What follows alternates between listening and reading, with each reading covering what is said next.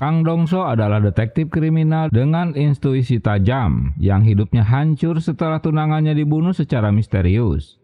Sementara Yo Si-yoon memiliki kemampuan supranatural menggambar sketsa kejadian pembunuhan yang akan terjadi dalam 72 jam ke depan.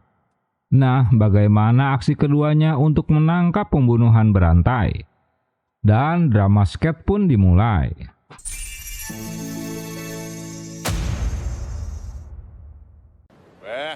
선배 지금 어디에요? 몰랐네 나는. 같이 들어. Di awal cerita kita diperlihatkan Gyung Tae menghubungi Dongso karena ia berada di tempat yang salah. Dongso seharusnya berada di dermaga 4, tapi ia malah berada di dermaga 3. Dongso yakin jika informasi yang diterima kepolisian dan kejaksaan salah. Menurutnya, tak mungkin Haechul akan kabur ke Filipina melalui dermaga 4. Beberapa saat kemudian, perkiraan Dongso benar jika Haechul datang di dermaga 3 sesuai perkiraannya. Lalu Dongso mengirimkan foto kedatangan Haechul pada jaksa Min Ji-soo. Ibu jaksa melarang untuk bertindak sendirian. Sebelum kabur, Haechul bertukar nasib dengan seseorang yang akan menggantikan dirinya, dengan dibayar 500 juta sebagai timbal balik penyamaran mereka. Saat pria itu dipaksa untuk meloncat ke laut, di waktu yang pas Dongso muncul dan mengacaukan rencana mereka, yang tentu saja disambut dengan menyerangnya. Dengan nekat, Dongso menodongkan pistolnya walau harus menghadapi banyak orang.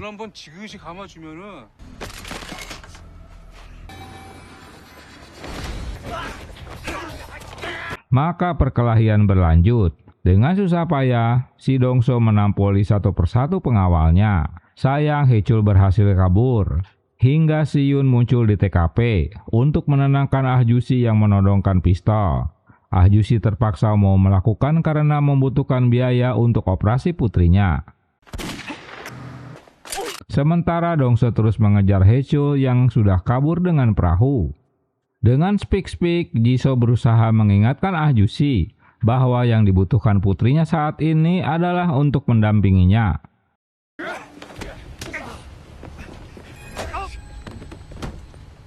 Di perahu, aksi Dongso untuk menangkap Haechul terus mendapat perlawanan. Sayang, ia dapat dilumpuhkan. Dalam suatu kesempatan, Dongso dapat menjatuhkan Haechul ke laut karena kakinya terlilit tali. Hingga berhasil membunuh Haechul yang tewas karena tenggelam. Sementara Si-yoon menggambar sketsa dengan apa yang dilihatnya. Setelah semuanya selesai, ia dirawat oleh tim medis.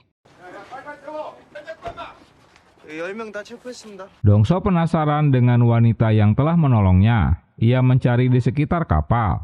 Tak ingin diketahui identitasnya, Si-yoon menyerang Dongso dan kabur dari tempat tersebut.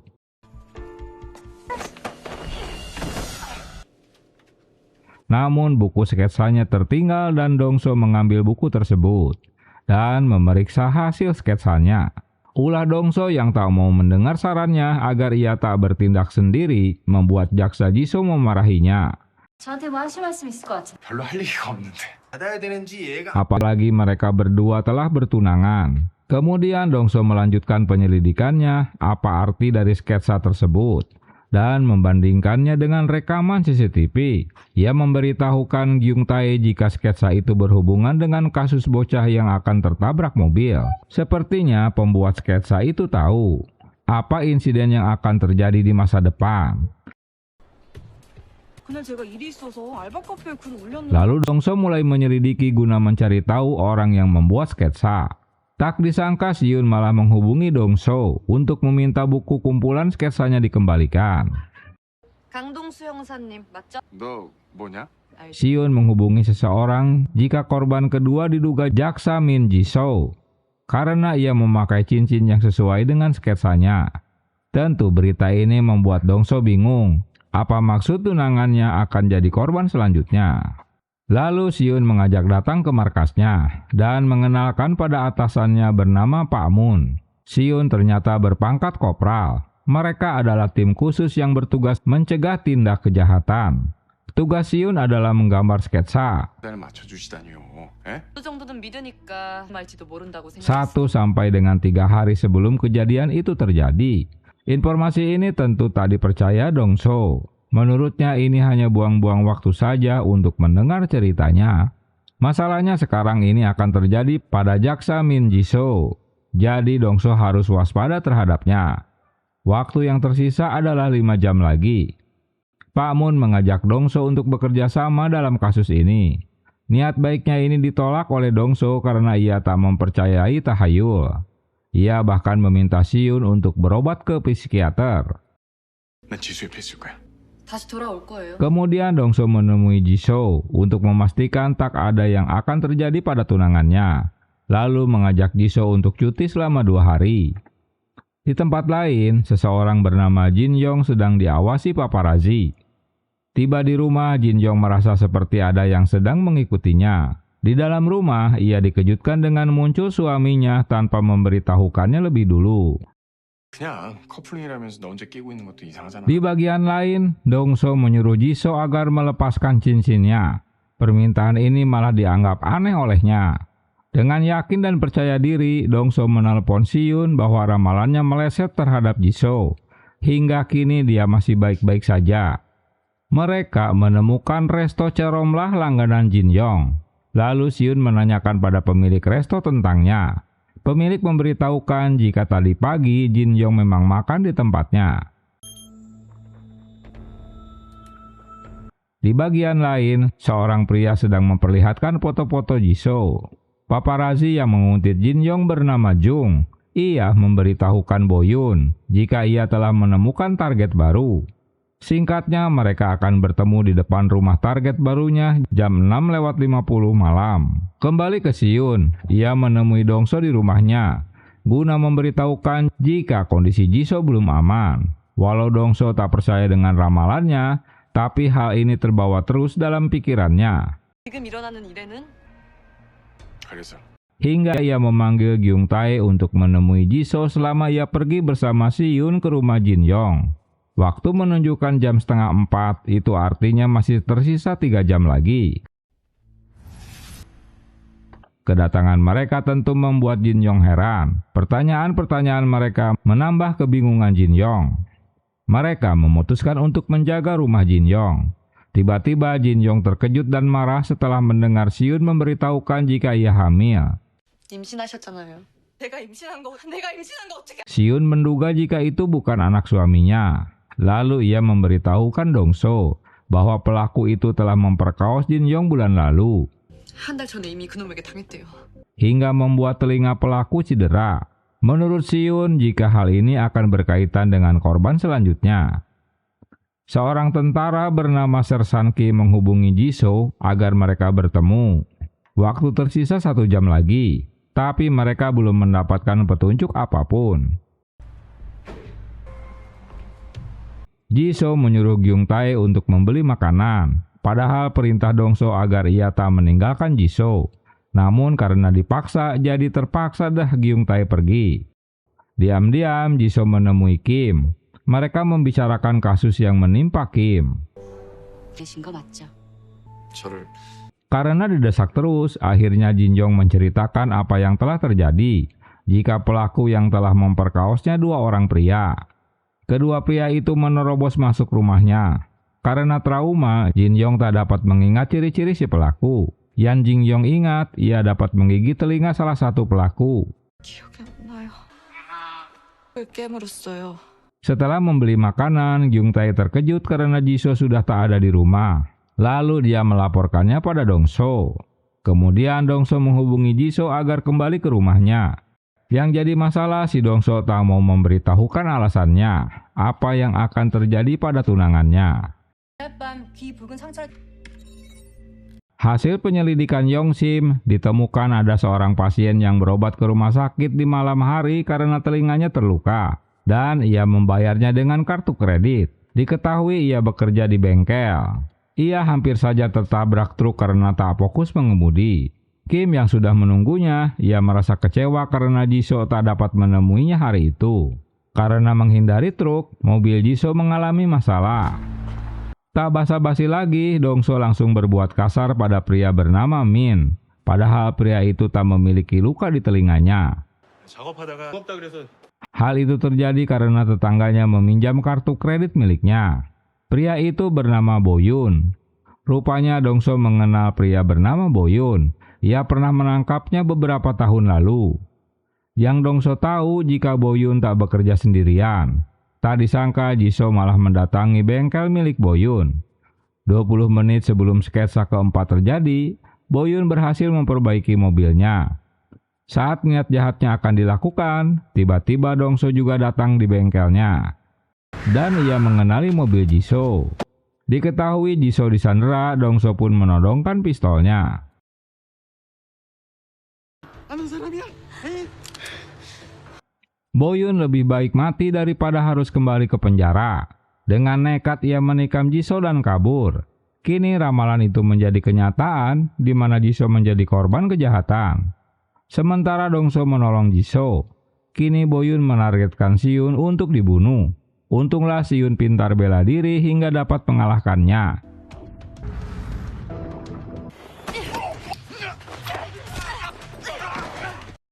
Tapi karena ia lalai, situasinya jadi berbalik. Sementara teman Boyun telah menunggu di depan rumah Sersan Kim. Karena Boyun tak datang juga, akhirnya Jung melakukan aksinya seorang diri. Walau berusaha melawannya, tapi Jung berhasil membunuhnya. Dongso sendiri berhasil menyelamatkan Jisoo. Kedatangan Sersan Kim ke rumahnya terkejut karena istrinya menjadi korban kejahatan. Dan Jung pun berhasil ditangkap. Kim merasa sedih melihat jasad istrinya, padahal ia sedang hamil. Dan Siun kondisinya koma terbaring di rumah sakit karena luka di kepalanya. 구하지 못할 수도 있었습니다. 수도 있을 거란 얘기야. Seorang pria bernama Jang menemui Kim. Ia menyuruh Kim untuk membunuh seseorang dengan memanipulasi kematiannya. Pak Jang ternyata bisa melihat masa depan yang akan terjadi. Awalnya Kim menolak, tapi Pak Jang ini mengetahui apa yang telah terjadi pada istrinya. Selain itu, Pak Jang menekannya. 아내 계획을 경찰에 말하면 어쩔 텐가. 아내를 죽인 범인을 노리고. Saat rencana itu dilaksanakan, Kim mengejar mobil targetnya. Tapi mobil itu malah menabrak anak-anak yang sedang bermain bola. Hingga menewaskan ibu dan anak di TKP. Pak Jang bertanya, dalam insiden ini siapa yang harus disalahkan? Apakah dirinya yang mengetahui masa depan atau pengemudi yang mabuk? Seandainya Kim mempercayai ceritanya, mungkin insiden itu tak akan terjadi. Kim dapat menghentikan sebelum pria itu mengemudi. Hal ini yang disebut sebab akibat. Pak Jang tetap tak ingin memberitahukan identitasnya. 대체 누구야? 중요한 건 자네가 진짜 Setelah beberapa hari dirawat di rumah sakit, akhirnya Siun siuman. Ia teringat ada sesuatu yang akan terjadi lagi. Kini masih tersisa waktu 1 jam. Ia meminta Yongsim untuk menelpon Dongso. Karena jaksa Jisoo masih dalam bahaya. Di parkiran seseorang mengemudikan mobilnya. Baru juga Dongso akan menerima panggilannya, tiba-tiba mobil itu menabrak mereka. Dongso pun spontan mendorong Jisoo hingga akhirnya ia yang tertabrak. Pria itu ternyata Boyun. Karena Dongso tak menjawab teleponnya, Siun pergi dari rumah sakit. Sementara itu Boyun menculik Jisoo dan membiarkan Dongso di parkiran dengan tangan terborgol. Di suatu tempat, Jisoo tersadar ia dipisahkan dari Dongso. Setelah berhasil melepaskan borgol dari tangannya, Siun datang untuk menolongnya. Kembali ke Boyun, ia dikejutkan dengan kemunculan Sersan Kim. Setelah menyelidikinya, ternyata Boyun menggunakan mobil rental curian. Kim memberitahukan bahwa Boyun adalah teman Jung, orang yang telah membunuh istrinya.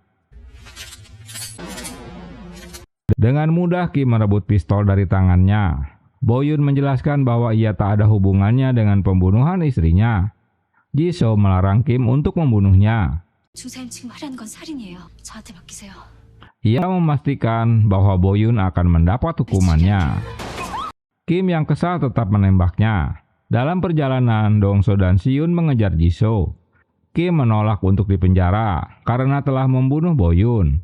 Ia masih harus menyelesaikan urusan lainnya. Dongso dan Siyun tiba di TKP. Mereka mendapati Boyun yang sudah tak bernyawa dan mendapati Jisoo juga tergeletak.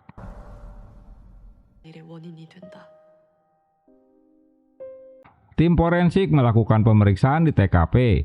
Dongso melihat Jisoo berdiri dari kejauhan. Yang ternyata hanya lamunannya saja.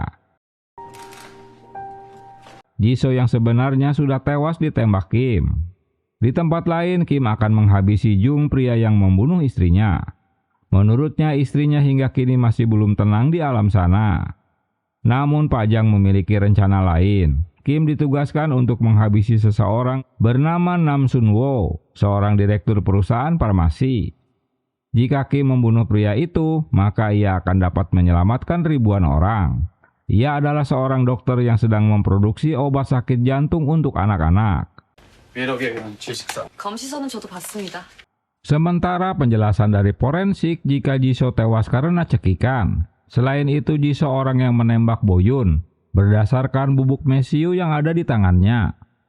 Dr. Oh sedang mencari tahu tentang bocah yang menderita sakit gagal jantung akibat efek samping dari obat yang diproduksi mereka. Bocah itu tewas setelah melakukan uji klinis keempat. Penyelidikannya ini diketahui oleh pengawal Sun-woo. 특별히 이상한 건 없어 보이는데. Di markas tim khusus, mereka sedang menganalisa foto-foto di TKP. Saat insiden Jisoo terjadi, Pak Moon menyimpulkan ada orang ketiga dalam peristiwa itu yang membunuh keduanya. Mereka harus menemui Dongso untuk diajak bicara dalam kasus tersebut. Dr. Oh diculik dan dibawa pada Sun-woo karena menyelidiki obat yang sedang mereka buat. Menurut Dr. Oh bahwa obat mereka akan membunuh ribuan bocah karena belum layak diluncurkan ke pasar. Namun Sun-woo tak peduli. Menurutnya bocah itu tewas karena sudah diambang kematiannya, bukan dikarenakan obat mereka. Karena tak mau mengikuti arahan Sun-woo, ia mulai mengancam keluarganya yang tinggal di Amerika. Dr. Oh ketakutan dan berjanji tak akan melanjutkan penyelidikannya. Frustasi dengan kematian tunangannya, Dongso memberikan surat pengunduran dirinya pada Gyung Tae untuk disampaikan pada atasan. Mereka melanjutkan analisa mengenai sketsa yang dibuat Siyun. Siapa pria yang telah membunuh jaksa Jisoo dan Buyon. Di tempat lain, Kim terus menguntit Sun-woo sedang bersama Yuna. Yong-sim juga mendapati seorang artis muda dalam sketsanya, yang pasti ada hubungannya dengan kasus ini. Mereka harus menemukan pria ini sebelum ia melakukan bundir, dan hanya tersisa waktu 2 jam lagi. Sementara Pak Oh yang ketakutan keluarganya terancam, ia akan bundir. Mereka dapat mengetahui jika lukisan kupu-kupu yang ada di sketsa itu dibuat oleh Yuna. Lukisan ini dilelang 3 bulan lalu. Berdasarkan catatan lukisan itu didapat dari perusahaan Sun-woo Medical. Di bagian lain, Dr. Oh berencana untuk bundir setelah mendapat ancaman dari Sun-woo. Kemudian Siyun mendatangi ke alamat di mana lukisan itu dikirimkan. Siyun tiba di apartemen di mana pria itu tinggal. Ia harus melewati tangga darurat karena lift tak berfungsi. Untunglah Siyun tak sampai turun bro juga, karena harus berlari ke atas dengan melewati tangga darurat. Ia akhirnya bertemu dengan pria itu yang ternyata rumah Dr. Oh, dan ia menjelaskan maksud kedatangannya. Tapi Pak Oh malah mengusirnya karena tak ingin diganggu. Mengetahui ada CCTV di depan pintu rumahnya, lalu mereka meretasnya dan mendapatkan seseorang berdiri di depan pintu rumah Dr. Oh dengan menutup wajahnya. Mereka harus menemukan keterkaitan pria ini dengan Dr. Oh dan bagaimana bisa terhubung dengan jaksa Jisoo. Ternyata pria dengan penutup kepala itu Kim. Malam itu Dongso menemui Kim guna menanyakan kasus yang sedang ditangani Jisoo. Kim menjelaskan mereka hari itu akan bertemu, tapi tiba-tiba Jisoo membatalkannya. Saat itu Jisoo sedang menangani kasus korupsi di instansi militer. Entah siapa yang diuntungkan, tapi ia tak dapat menyebutkan nama saksinya. 민 검사님이 어디까지 파고들었는지 Kim telah menganalisa keberadaan Sunwo yang selalu didampingi dua pengawalnya. Ia harus melenyapkan pengawalnya lebih dulu. Pertama-tama ia harus melenyapkan Yuna, wanita yang dekat dengan Sunwo. Berdasarkan laporan dari seseorang, Pak Mun menangkap Dongso guna menahannya hingga 3 hari. Sesuai sketsa Siyun, Pak Mun tak memberitahukan secara rinci apa yang sedang diselidiki. Dengan berpura-pura ingin ke toilet, Dongso pun kabur.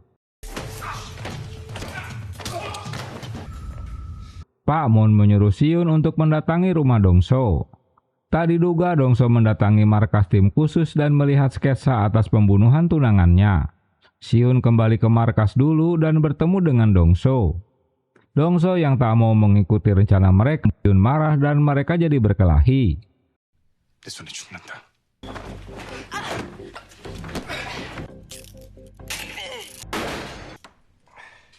Dongso berhasil memutuskan tali borgol di lengannya setelah merebut pistol Siyun. Di tempat lain, Dongso menemui Dr. Oh guna mencari tahu apa yang terjadi dengan Jisoo. Dari rekaman CCTV, Siyun memberitahukan jika Dongso menemui Dr. Oh dan mengikatnya di suatu tempat. Dongso menanyakan siapa pria yang datang menemuinya. Lalu Oh menceritakan pria yang datang untuk memberitahukan bahwa obat jantung anak yang baru akan dipasarkan akan menewaskan 347 orang bocah dalam 10 tahun. Merek obat yang baru dirilis ini bernama Kadinok. Menurut Oh, obat itu aman untuk anak-anak.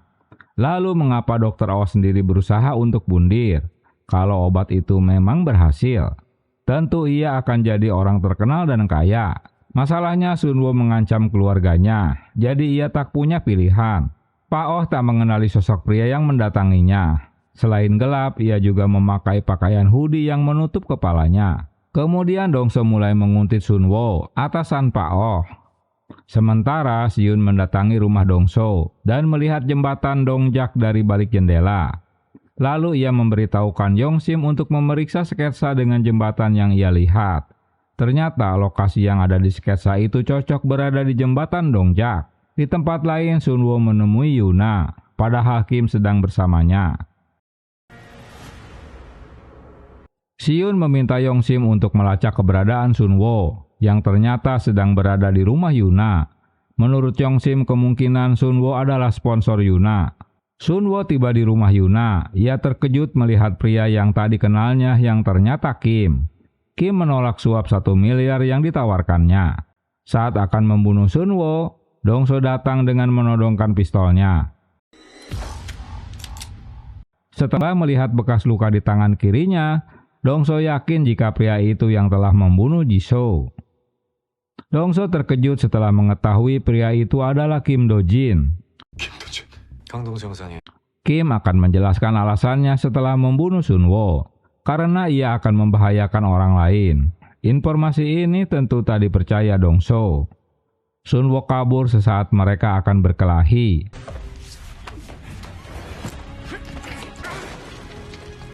Sementara Siyun dalam perjalanan, perkelahian pun berlanjut. Dongso begitu marah untuk membunuh Kim. Dalam perkelahian, Dongso dapat dikalahkan Kim. Pak Jang menghubungi Kim guna mengingatkannya agar mereka menunda untuk membunuh Sunwo. Kim memberikan kesempatan kali ini untuk tak membunuh Dongso. Tapi jika ia berulah lagi, maka ia tak akan mengampuninya.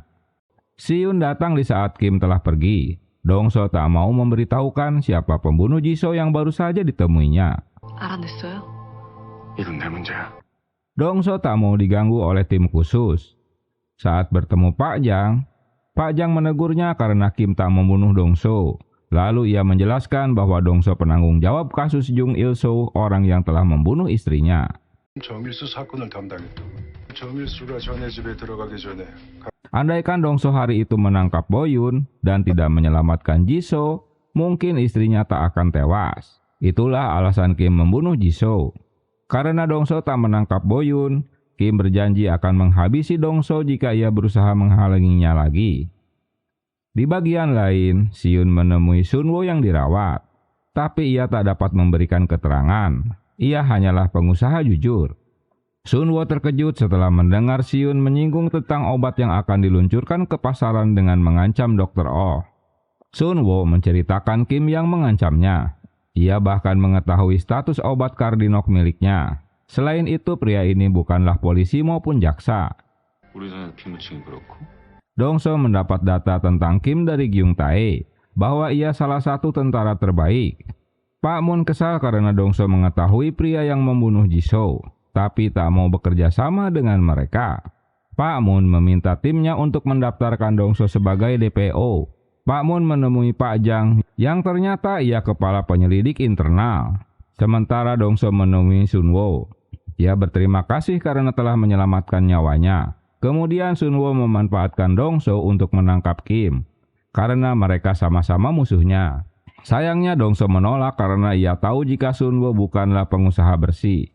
Pak Jang menceritakan pada Pak Moon tentang kedekatannya dengan Dongso. Ia menyarankan agar Pak Moon tak melindunginya. Belum juga tuntas kasus yang ada, Si-yun sedang membuat sketsa barunya. Seorang pria bernama Il-wo menemui Jung yang juga adiknya. Setelah keluar dari lapas, seseorang memanggil Il-wo. Ia orangnya Sunwo yang mengaku dapat mengeluarkan Jung dari tahanan. Sambil memberikan rencananya, rupanya pembicaraan mereka dipantau Dongso. Di tempat lain, Pak Jang memerintahkan Kim untuk segera mengeksekusi Sunwo dan Jung Il-so, orang yang telah membunuh istrinya. Lalu Il-wo menyetujui rencana pria tadi agar Jung dapat kabur dari lapas. Pak Moon tak mengizinkan Si-yun untuk menyelidiki kasus baru sendirian, karena Si-yun sendiri yang akan jadi korbannya. Sementara Dongso mendapat informasi dari Gyung Tae jika Il-wo adalah kepala geng yang menjalankan bisnis rentenir dan judi ilegal. Selain itu, ia juga kakaknya Jung Il-so yang membunuh istri Kim. Informasi ini mengejutkan Dongso. Dongso bertemu dengan Si-yun. Si-yun memberikan penjelasan saat itu jika keputusan Dongso untuk menolong Jisoo yang tenggelam sudah benar daripada ia harus menangkap Boyun lebih dulu. Baru saja Dongso pergi, ia melihat Si-yun sudah tak ada di tempatnya. Ia melihat situasi yang mencurigakan yang akan terjadi pada dirinya. Sesaat kemudian pria itu memasangkan borgol padanya. Dongso mencurigai Si-yun memang sudah merencanakan semuanya. Setelah melakukan perlawanan, Dongso berhasil ditangkap. Ternyata itu ulah Pak Jang. Lalu Si-yun melaporkan hal ini pada Pak Jung. Namun Pak Jung yang memang ingin menangkap Dongso membiarkannya.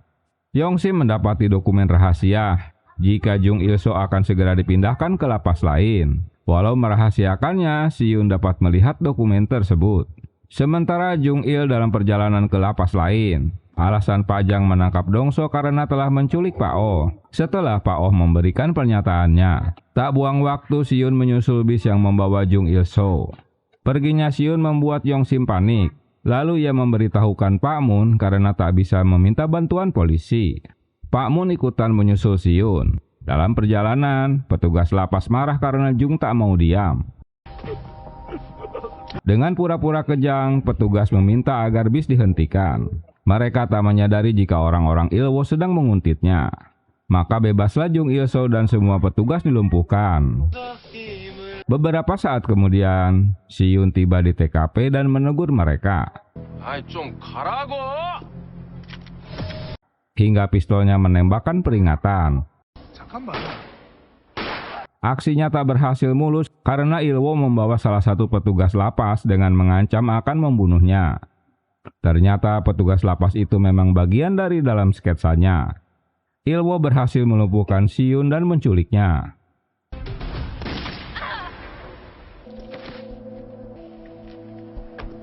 Pak Moon datang terlambat di mana semua sudah kabur dan tak menemukan Si-yun.